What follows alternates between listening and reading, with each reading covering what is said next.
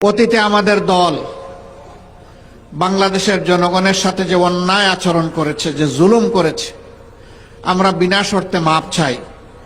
একটিবারের জন্য আমাদেরকে আপনারা ক্ষমতায় দিন। আমরা ভালো হয়ে গেছি, এখন দেশের জন্য ভালো কিছু করতে চাই। কয়লা ধইলেও ময়লা যায় না, আওয়ামী লীগের ক্ষেত্রে তাই হয়েছে। 3 দফায় বাংলাদেশের মসনদে তারা এসেছিলেন। এই 3 বার তারা ক্ষমতায় এসে বাংলাদেশকে ছোপ ছোপ রক্ত আর খাড়ি খাড়ি লাশ উপহার দিয়েছে। 96 সালে ক্ষমতায় আসার আগে হাত জোড় করে তারা জনগণের কাছে ক্ষমা চেয়েছিলেন।